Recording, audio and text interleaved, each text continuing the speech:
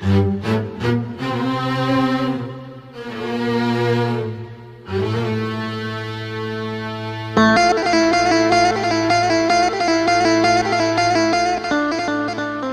punya trauma, entah itu fiktif, entah nyata, entah apalah. Kita punya trauma kasus Siti Jenar.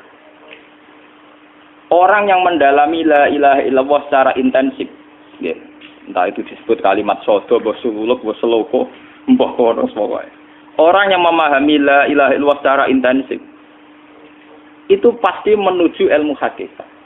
Dan menuju ilmu hakikat pasti ngalami hakikat yang khoyali. Ini rungokno tenan iki. Hakikat yang nopo? Khoyali. Dan hakikat yang khoyali ini mulai menipu. Ya, kalau sudah begitu ruwet. Misalnya ngeten nggih. Ketika kula maca nggih diskusi ini utai perdebatannya kali jago mbek Siti Jenar. Saat itu ada Sunan Bonang juga. Kamu sujud pakai apa kali jaga? Ya pakai jasad. Dari Siti Jenar. Daging kamu itu hanya onggokan daging. Nanti itu jadi bangkai. Dan setelah jadi bangga itu habis. Kamu nanti ditulis Tuhan tidak termasuk yang sujud. Kebuat yang mbok sujud itu bentek. Mikir kan juga. Rugi ke sujud be bathuk be tangan. Jasad tem sampean ku entek. Ora ana sing crita kowe nak sujud mergo jasad itu mbok sampean dadi bang. Lah nek ngono sujud sing hakikat ora usah bathuk, ora usah tangan, ora usah sikil, yo rohom iku lho kon sujud be pangeran. Nak sujud be fisik ku rugi wong fisik sampean. Mikir kali itu. Orang bolak-balik kali Joko mantan wali preman terus jadi debat pusing. Siti Jenar tahu belajar tak tahu meneng Irak. Yang jelas yang mulang gak satem orang menangis. Wah, uang ini menjadi perdebatan. Sehingga keyakinannya kayak Siti Jenar, la ilaha illallah itu ya wahdatil wujud itu, innalillahi wa inna ilaihi. Selama ini kalau orang syariat misalnya, orang syariat itu kalau ada orang mati, misalnya Kak Ruhin mati, ini aku kan muni innalillahi wa inna ilaihi raji'un, saiki Ruhin wis mate. Mate itu balik ning penge. Itu cara wong hakikat kan salah besar. Orang mati itu tidak ada, cara ilmu hakikat kan orang mati itu tidak ada. Roh ini tersiksa di alam fisik. Jadi ruh ini tersiksa di alam fisik. Karena ketemu ning jasate Ruhin. Tersiksa dulu. Aku ape mangane kudu kerja piring Jepang tersiksa roti. Adol roti memang tersiksa. Misalnya kiai ape mangane dadak kudu pidato 2 jam bareng tersiksa. Roti kenapa? Tersiksa. Mergo ora buta mangan, ora buta ngombe, tapi gara-gara melok fisik. Paham ya? Lho itu nanti kenapa rai bener. Lah kula boten. Sampeyan betul lho guru waras maksudnya nggih. Artinya waras secara akademik karena ada referensi, ada marojek, nggih. Waras secara hakikat. Kula niku mau merasake sampean wis ilmu hakikat. Artinya saya juga ngalami ilmu hakikat. Lan ketika sing aran hikam, wong ora tau muka safa ora usah dadi ulama. Entah sekian detik ulama itu harus pernah muka safa. Biar merasakan ilmu napa? Ada. Tapi ilmu hakikat itu bisa dilogikakan sebelum sampean sampai secara musyahadah. Paling enggak bisa sampai secara logika. Manusia itu mulai Nabi Adam sampai sekarang itu kan punya roh. Dan roh itu tidak makhluk. Ya, roh itu tidak makhluk. Ketika roh itu diletakkan di jasad, dia itu tersiksa. Karena ketika dia ke jasad fisik, namanya mengalami keterpisahan dengan yang abadi. Dia ini yang jasad fisik, tersiksa. Karena dia harus di alam yang kasat mata, alam mulki. Tersiksa. Ketika dia tersiksa, semelok ruhin, akhirnya dia mangannya kangelan, akhirnya lesu, mangan. Padahal roh gak butuh mangan, perlu dicatat, roh gak butuh.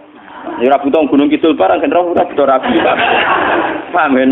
Ya ora butuh putus cinta, ora butuh pegatan, ora butuh macam-macam. Paham? Tapi karena dia nemplek jasad sing butuh mangan, butuh rabi, butuh wedoan macam-macam. Akhirnya roh tersiksa. Suatu saat kalau roh ini dalam bahasa manusia mati, ini dalam bahasa manusia mati. Ini hakikatnya roh itu tidak mati, dia kembali ke habitatnya. Ini disebut innalillah. Kita ini dari awal ya dengan Allah. Wa inna ilaihi juga kemudian nanti kita pasti kembali ke Allah. Dan itu diyakini betul oleh orang wahdatil wujud. Jadi kalau roh mati itu ya tidak ada mati. Terus sekarang itu kembali karena sudah lama mengalami keterpisahan mergo melok fisik-fisik dak ono kerja dasinan. Ono nggo proposal lan ruwet to roh ku melok. Paham itu? Kita di roh ku napa melok ruwet. Lah roh yo tersiksa aku ora butuh mangan yo ora butuh proposal kok ngalor. Itu tersiksa. Makanya dalam cerita-cerita Jalaluddin Rumi yang otentik di kitab-kitab begitu. Ketika beliau mau meninggal muridnya itu nangis. Dari Jalaluddin Rumi, kamu jangan nangisi saya ini mau pesta perkawinan. Kamu tidak merasakan penyesalan saya ini lama menyesal karena harus hidup bersama kamu. Terus saya ini tersiksa karena ngalami alam yang rusak, yang fana. Alam yang fana. Harusnya roh saya itu di alam abadi bukan di sini. Maka jangan tangisi kematian saya. Kematian saya adalah kembalinya roh ke habitatnya. Semenjak itu kematian dianggap malam perkawinan karena roh kembali. Walhasil ngono iku cara ilmu tasawuf bahasa Arab jenenge wahdatul wujud, kena Jawa Yogyakarta Solo keadaan iku jenenge manunggaling kawula. Mergo sing rawan ngono rugen lho, Pak. Nek tak terangno detail. Dadi bathuk mesti iki buku sujud kan. Niku sampeyan ilang. Dadi seksine ora ono cara teorine sinten Siti. Rugi kowe. Wis jadi ya kentur. Lah kali coba mantan preman jak debat terus ora ngono mbok terus tak pateni kowe. Lah debat ini biar ra iso. Premane kumat. Ya ta preman jak debat ilmi. Ngono ku model. Kali Joko yo ora salah. Dise Sayyidina Umar nggih ngoten. Umar sahabat top. Lah isih debat atau milih tak patenane ya Rasulullah. Gak iso dene ilmiah. Mantar preman pasar rukat terus jadi sahabat top. Debat yang milih mate. Jadi wonten cerita wong Yahudi njaluk keputusan Nabi. Bareng wis diputusno Nabi cek mamang. Ndak tenan keputusane ngono dalam sengketa duniawi. Bariku takok ya Ali. Ya Ali, aku mau sowan ning Nabi Muhammad. Dikai keputusan Nabi mamang cara kowe pilih. Sampai Ali dikai keputusan persis kanjeng Nabi. Cek mamang meneh takok Umar. Takok Umar aku mau sing Muhammad, ning Ali dikai keputusan kok mamang, Mar. Cara kowe piye? Urusan dunya. Enteni iki. Entah dia meleput buat apa? Uang diputus Nabi ora marah. Buat mati. Gawe. Mereka mantan apa? Cara mantan intelektual atau intelektual kan ya wajar nggak uji kok percaya Nabi. Kan bareng cara Ali ya sederhana. Gak percaya wis kandhani. Ora mesti cara Ali tenan. Lah ora bapak ini. Ya wajar wong Yahudi kok percaya Nabi, nak percaya ora situ Yahudi Muslim. Lah Ali situ Gus Dur. Lah Gus Dur ra beda piye tenang. Ali nyen ngoten watake ngoten. Nasibe padha. Ali itu ilmuwan yang jadi presiden gak sukses. Sing niru Gus Dur. Mergo ning dinggo nek wong pinter mimpin ra sukses. Wong pinter gampang maklumi. Lah misalnya kita jadi kiai wong pinter, kayak santri ini pacaran, maksud itu jangan langsung cawe itu. Wah ruwet, terus malah dalil zinalina subuh syahwat minan. Piye pondok tanpa pelaturan tadi. Paham ya? Ruwet apa? Mana jogeman, jadi kiai pinter teman-teman itu jogeman. Jadi sing biasa, wae ono syariate sithik-sithik. Sing kemana ono santri pacaran tersinggung, ono santri nakal tersinggung, sing ono rasane lah dunya ono napa? Nah, guru kula nu urusan ilmu semi hakikat. Mon gitu. Sehingga kayak Siti Jenar, cara pandang Siti Jenar tuh masuk betul ning gone pemikiran para santrinya. Kados Ki Ageng Pengging, siapa masuk betul karena masuk akal. Cara mereka napa? Betapa ndak ada artinya fisik ini. Nah, kalau semua fisik ini ndak ada artinya, kemudian yang ada artinya itu ruh, perjalanan apa? Perjalanan roh, sehingga diartikan inna lillah wa inna ilaihi raji'un. Inna sholati wa nusuki wa mahyaya wa mamati lillah. Lah kemudian sekarang sampean tak tanya misalnya ini latihan ilmu hakikat. Wa mahyaya lan penguripan ingsun. Kalau ingsun itu artinya fisik atau jasad, itu keliru besar karena jasad tidak pernah hidup. Yang hidup itu roh. Paham ya? Sekarang artinya wama mati itu apa? Kematian ingsun. Kalau roh itu tidak pernah mati, berarti kematian roh adalah keterpisahan dengan yang agung atau yang abadi. Dan semuanya itu lillahi rabbil alamin. Sehingga mereka mengatakan kematian itu satu pesta. Mulane kados Bilal ditakoki, ya Bilal, ketika murid-muridnya nangis bergape mati. Bilal ge seneng ae. Godan nalqal ahibbah Muhammad dan wa hisbah. Ya nak mati malah seneng tuh ketemu kekasihku. Sebab itu kematian tidak pernah jadi problem bagi mereka sing soleh, sing menembus ilmu hakikat. Paham? Tapi ilmu hakikat kayak ini itu yang diyakini Siti Jenar, diyakini Jalaluddin Rumi, diyakini para wali-wali wahdatul wujud. Dulu Syekh Husain Sinten Al-Halal. Itu kemudian melahirkan prahara syariat. Prahara apa? Syariat. Sebab itu Wali Songo, oke Siti Jenar benar dalam filosofinya, tapi harus dibunuh. Karena menjadi prahara syariat. Sama dengan yang dikatakan Nabi itu benar, tapi menjadi prahara syariat. Akhirnya disomasi oleh Umar radhiyallahu anhu. Jadi sebetulnya sama, pola-pola ceritanya sama. Intinya sebuah ilmu hakikat harus dikawal napa? Syariat. Nggih kula bolak-balik, contoh paling gampang wit pisang. Wong nak mangan gedang kulitnya tetap dibuat. Tapi umpama gedang dari awal ora usah kulit, ra sido dadi gedang. Paham nggih? Meskipun kon ape dipangan ya dibuat. Tapi kita tidak bisa membayangkan pisang dari awal tanpa napa? Mbah kekeringan, mbah bosok, mbah ra sido dadi napa? Pisang. Terus pentingnya syariat lagi begini, malah penting ngaji wali-wali syariat yang pinter kados Sunan Kudus, kados Sunan Bonang. Andai kan tidak ada syariat itu dunia pun mesti rusak. Contoh paling gampang masalah pornografi, porno aksi. Jadi jenengan aja omongi ngono ibu ngakak-ngakak deh. Dari pangeran wis pirsa, kowe nek klambi pangeran ro ora tentu ora ya ora usah klambenan. Wong ora ana gunane. Kalau yang paling penting ku nazarullah, kenapa kowe klambenan barang, wong kowe klambenan ora pangeran tetep pirsa. Nyatane si jenar nak mulang nggih coba kambenan lah intine napa? Dinya ada nabi Sunan Bonang. Nah kowe percaya kabeh nazarullah ora usah napa? Kambenan.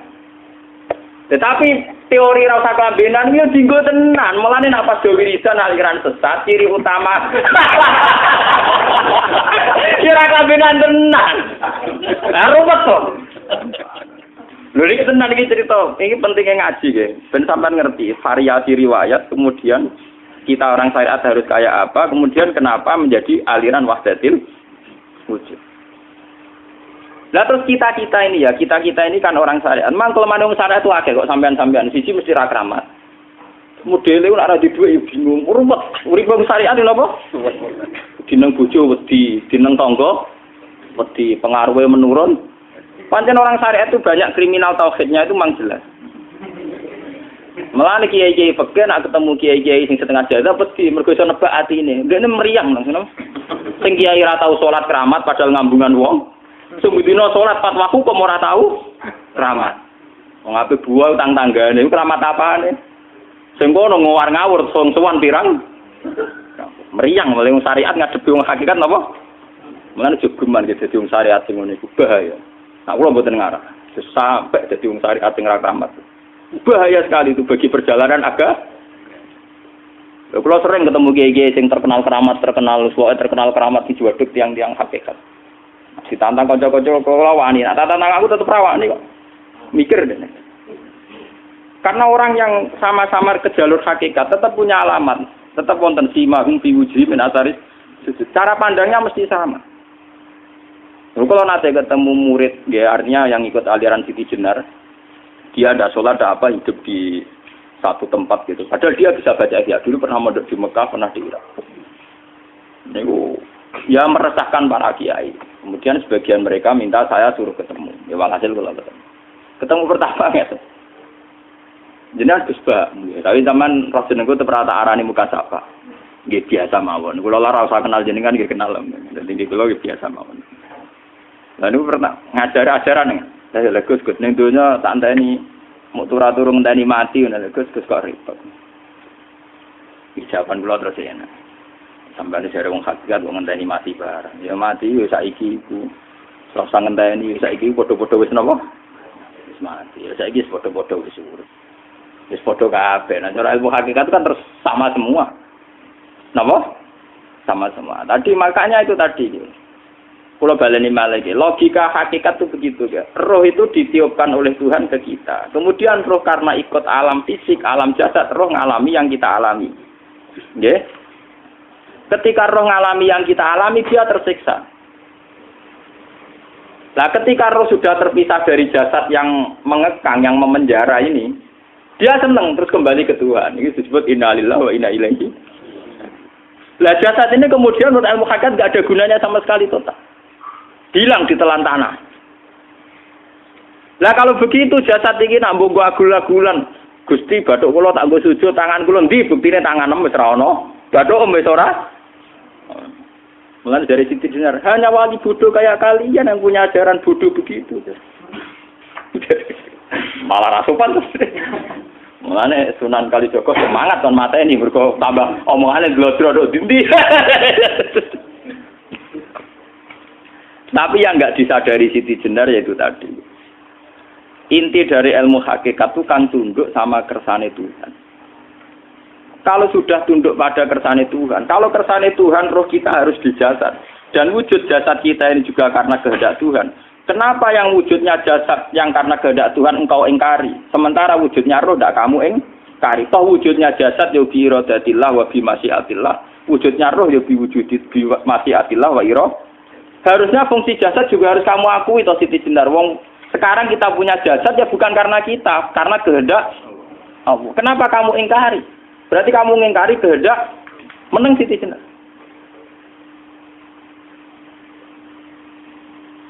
Makanya hakikat yang pertama saya itu pasti khayal. Lah Siti Jenar itu hakikatnya baru yang sampai khayal itu. Sehingga dia tersesat. Sebetulnya kalau sudah hakikat beneran itu tidak perlu khayal begitu. Artinya tidak perlu khayal jasad kita sing senajan ora ana gunane ini. Tetap piye wae wujudnya karena kehendak Allah. Juga kita harus terima. Apapun kekurangannya, apapun kenaifannya, ironisnya harus kita terima. Ini sebagai bentuk penerimaan kita pada masyiatil. Begitu juga keadaan roh kita sebagai penerimaan atas masyiatil. Meskipun ada teori-teori roh yang lebih valid. Lebih valid misalnya begini. Kanjeng Nabi itu suatu saat ininya terputus karena perang Uhud.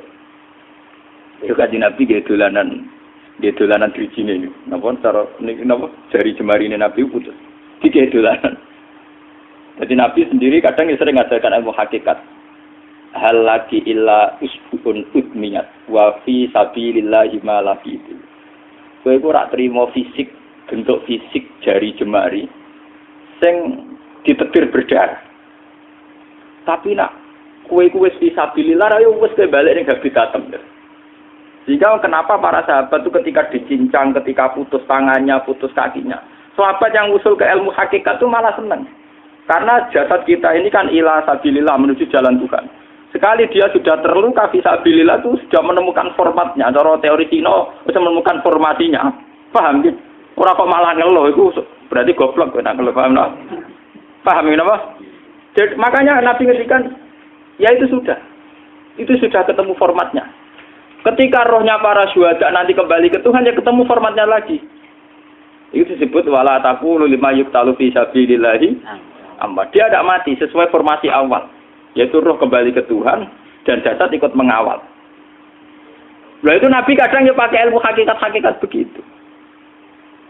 Mulane kula bolak-balik matur, kula niku nggih mulai umur 20 tahun napa pinten. Kula ngateni nggih gadah penyakit dan ekstrim penyakit saya. Sampai saat ini kalau nak ngobatno tidak lebih 50%, karena saya tetap berpikir. Misalnya cara syariat kan berobat, tapi cara hakikat, apa betul keberadaan saya di alam ini penting? Sehingga aku kepengen urip tak bela-belani ngantek ndak atusan juta. Jangan-jangan penting mati ikut timbang uripku. Lah nak ngono lha apa tak bela-belani? Ndak atusan juta. Jadi misalnya kita berobat ya mau, ya dari Nabi kan berobat ya berobat. Pokoknya kita Islam masih mau geruda-gerudu kadang orang paham. Sekali kamu mengamati dengan sisi hakikat, coba sekarang sampean pikir, coba sekarang nggak pakai logika hakikat, pakai logika syariat saja. Saya ini misalnya asetnya 10 juta, misalnya, saya punya aset 10 juta. Tapi misalnya aku rugi nawan atau dipengaruhi di masa depan soalnya, kalau kulo kan soalnya cara teori di masa misalnya kulo ruhin, artinya kere di duit 10 juta aset. Tujuan saya sembuh kan supaya aku iso sembuh sehat, engkau iso kerja untuk anak. Tapi karena saya sakit nanti operasi tidak 10 juta. Operasi tidak 10 juta. Wong aku repair mesti iso marisi anak. Apa meneh nak duit 10 juta tak ada gue berobat malah jelas ra iso marisi. Lah nak ngono penting matiku ya dibagi 10 juta. Karuan iso diwaris langsung. Sementara anak aku mari dibiayai 10 juta, orang mesti mari 10 juta mesti entek. Artinya tidak ada jaminan kalau berobat itu secara visi ke depan lebih baik. Soalnya malah ngentekno donya, nggak jelas akibat positifnya. Misalnya tetap lumpuh, duit entek. Teori loh, Bapak artinya apa? Teori hakikat tetap lebih benar bahwa hidup itu tidak ada artinya, semua itu tidak ada artinya. Berobat apa enggak berobat semuanya tidak ada arti. Teori loh gini. Sehingga kalau kita tengah-tengah aja tengah-tengah, kasus kula misalnya loro nggih berobat. Gusti separuh kula nglakoni syariat, tapi sebagai kula ulama fikih iki separuh kula lakoni napa? Jadi kula tetep mboten ngarah obat 100%. Tapi orang ngarah berobat wong kula tiyang napa? Syariat. Tapi memang faktanya itu begitu. Cara Kanjeng Nabi kadang Kanjeng Nabi berobat. Kadang Kanjeng Nabi wis nikine tercincang dige guyonan. Wa laki illa usbuun utwiyat. Ora mbok driji sing gak melok-melok. Nah, bukti bahwa jasad itu begitu tidak penting. Kayak Sayyid Hamzah. Mula Sayyid Hamzah nganggep wahyu bentone ra karuan. Kalau teori Siti Jenar itu benar, teori Jalaluddin Rumi benar teorinya lho, ora kok ra salate lho nggih, maksud kok nang anut ra salate. Benar cara analisis roh. Ketika Sayyid Hamzah dinyatakan mati oleh manusia, oleh hukum manusia dinyatakan mati karena dia sudah tidak bergerak. Dalam teori hakikat kan rohnya Sayyid Hamzah sudah fi khawasili tuyurin khudrin. Rohnya sudah diambil Tuhan, tidak mati. Paham ya? Ketika rohnya Sayyid Hamzah sudah diambil, jasad ini sudah tidak punya rasa. Sekarang secara syariat kasat mata kita tahu, wong jasad nak diinfus, di sayat-sayat dioperasi ora krasa. Apa meneh saiki ruhe wis bisa. Lah ya jasad itu cek gampange, dioperasi dibius saja terus tidak kerasa. Apalagi rohnya sudah diambil. Nah saiki bayangkan, ketika Sayyid Hamzah itu sudah di atas, niku kira-kira delok wahsi ra wong bentuk. Lho wong kok baca igabus. Ketika jasad benar-benar tidak penting, kemudian jasadnya Sayyid Hamzah kan dicincang oleh wahsi. Ketika rohnya sudah diambil kan Hamzah tidak merasakan. Berarti Sayyid Hamzah guyu-guyu wahsi. Wahsi cek bentuk nih gabus dicincang. Paham ya? Lho niki tenan. Artinya ketika pandangan manusia iba kepada Sayyid Hamzah karena dicincang, dimutilasi oleh wahsi. Wahsi tidak mengalami Pak Sinten, Sayyid Hamzah tidak mengalami apa-apa karena rohnya sudah bersama Tuhan. Dan iso wae Sayyid Hamzah malah guyu-guyu wahsi. Cek goblok gabus kok dicincang. Lah nak ngono rak mirip, makanya dalam hal ini itu dalam teori roh itu sebetulnya Siti Jenar tidak sesat dalam teori roh. Tapi jangan katakan itu penemuannya Siti Jenar. Siti Jenar itu terlambat. Sebelum itu ada Husain Al-Khallas, sebelum itu ada Jalaluddin Rumi, sebelum itu juga ada sahabat, ada nabi. Cuma cara aplikasinya Siti Jenar melenceng. Jadi jangan katakan kok tak kampus-kampus, itu pendapat Siti Jenar itu malah goblok meneng. Siti Jenar itu sanut, paham nggih maksud apa? Wis anut. Nah, teori yang sama terjadi pada Yesus Kristus. Ketika Yesus misalnya secara lahir dicincang, dimutilasi, diapakan oleh orang Yahudi. Sebetulnya rohnya dia sudah bersama Tuhan, kembali ke Tuhan Bapa, nah cara Kristen. Nah cara Islam ya balik ning pangeran. Andaikan itu iya, itu ya tidak ada masalah karena hakikatnya dia tidak dicincang, tidak dibunuh. Andaikan iya, tentu menurut Islam yang dibunuh Yudas atau siapa itu yang masuk piala. Tapi sama sebetulnya teorinya sama. Kalaupun iya tidak ada masalah. Oke, kalau misalnya Nabi Isa karena ada kontroversi menyangkut dia atau Yudas. Sekarang yang Zakaria dan ya. Zakaria Yahya itu dicincang betul oleh orang Yahudi, matinya dimutilasi. Tapi dia tidak apa-apa. Karena ketika beliau dicincang, rohnya sudah diambil. Ini rumah tenan kan. Ben kira untuk kendel mati paham kan ya. Dadi maksudnya niku kula ajari nak mati itu tidak problem ya. Niki kalau urip wedi lho. Nah ini bersamaan paham ya. Kaitan la ilaha illallah ini nanti semuanya sama kaitan sama apa? La ilaha illallah. Ini nanti ujungnya sama dengan la ilaha illallah. Begitu juga seterusnya. Misalnya Yahya kalian sinten? Zakaria. Ketika Tuhan ditanya, jadi tenggene alam malakut pengiran ditakok, ya Allah, Yahya dan Zakaria itu kan hamba pilihan engkau. Ketika dicincang kok jenengan biarkan. Endi Yahya Zakaria dicincang? Aku iku ora goblok jare pengiran. Sedurunge dekne dicincang jasate ruhe tak jupuk. Dadi dekne ora krasa blas. Begitu juga yang tafsir-tafsir sampean lihat wa Maryama. Sayyidah Maryam yang istrinya Fir'aun. Itu kan dia iman sama Nabi Musa Asiyah, ya Asiyah imro'ati napa? Fir'aun. Asiyah imro'ati Fir'aun, ya. Itu kan dihukum oleh Fir'aun. Ketika mau ditumpaki napa? Batu besar. Iku Allah ketika di pangeran, ya malaikat mauti, cepat ambil rohnya sebelum dihunjami batu besar. Terus rohnya diambil.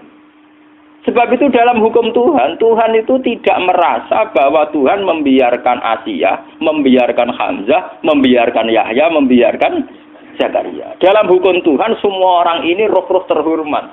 Akhirnya nak anggo teori iki sing nyincang malah goblok wong gabus kok mbok cincang ngono dadi nak anggo teori iki malah berbalik sing goblok sing nyincang. Paham?